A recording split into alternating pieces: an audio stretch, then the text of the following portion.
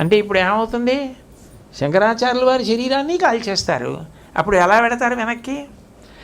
ఈలోగా శుక్లపక్షం కృష్ణపక్షం పూర్తయిపోయి, అంటే శంకరాచార్యుల వారు చేయవలసిన జైనం అయిపోయిందిగా. ఆయన తెలిసేసుకున్నారుగా విషయం అంతాను. ఇప్పుడు ఆయన రావాలి, కానీ ఆయన విలంబం చేశారు. పద్మపాదాచార్యుల వారు హడిలిపోయారు. నెలలో వస్తానన్నవారు రాలేదు.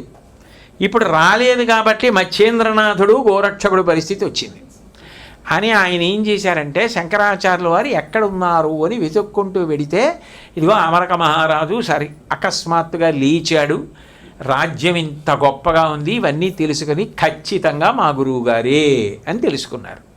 తెలుసుకొని ఎట్లా వెళ్ళాలి ఇప్పుడు? రాజదర్శనం అంత తేలిగ్గా దొరుకుతుందా? గాయకుడి వేషం కట్టి చాలా గొప్పగా పాటలు పాడుతున్నారు రాజ్యంలో.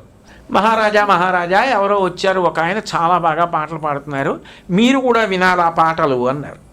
అంటే వెంటనే మహారాజు అమరకుడు ఏం చేశాడంటే, ఇంత బాగా ఎవరో వచ్చారట, రాజ్యపు వీధులలో తిరుగుతూ చాలా గొప్పగా పాట పాడుతున్నట్ట, అందుకని ఆయన్ని అంతఃపురంలోకి పిలవండి, నేను కూడా పాట వింటాను అన్నాడు. అంటే పద్మపాదాచార్యుల వారే గాయకుడి వేషంలో ఉన్నది. పద్మపాదాచార్యుల వారిని అంతఃపురంలోకి తీసుకొచ్చారు. తీసుకొస్తే ఆయన పాట రూపంలో భ్రమర గీతాలు పాడారు. భ్రమర గీతాలంటే ఓ తుమ్మెదా అని మొదలెట్టారు రాజుని.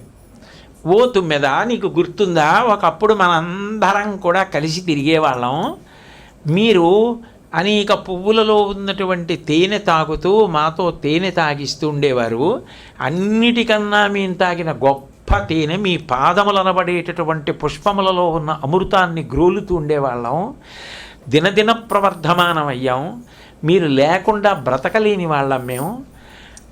ఓ పెద్ద భ్రమరమా, నువ్వు ఒక కారణం చేత మనం ఉన్నటువంటి ఉద్యానవనాన్ని విడిచిపెట్టి ఈ తోటలోకి వచ్చావు, ఈ తోటలో ఉండిపోయావు, అక్కడ ఉన్నటువంటి నీ ఇల్లు తగలబెట్టేయడానికి ప్రయత్నిస్తున్నారు, కాబట్టి వెంటనే బయలుదేరి జాగరూకుడవై ఆలస్యం లేకుండా మన తోటకు వచ్చేసేయి అని పాడారు.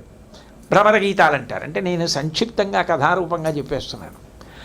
పాడితే శంకరాచార్యుల వారు గ్రహించారు, పద్మపాదుల వారు వచ్చారు, ఈ విషయం చెప్తున్నారు అని వెంటనే శరీరాన్ని వదిలిపెట్టారు. ఆ కూర్చుని వింటున్న శరీరం కూర్చున్నట్టే ఒరిగిపోయింది.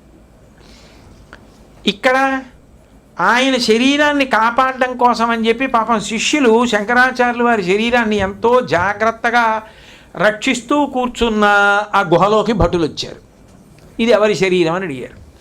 ఇది ఏదో మా గురువుగారి శరీరం లేండి అని వాళ్ళు ఏదో చెప్పబోయారు. ఇంకా మాకు ఇవన్నీ అనవసరం, రాజశాసనం, ఎక్కడా రాజ్యంలో శవం ఉండడానికి వీల్లేదు, దీన్ని తగలబెట్టేయాలని శరీరాన్ని తీసుకెళ్ళి కట్టెల మీద పెట్టి వెలిగించేశారు. అది కాలిపోతుంది. అప్పటికే కాళ్ళు చేతులు కాలిపోయాయి.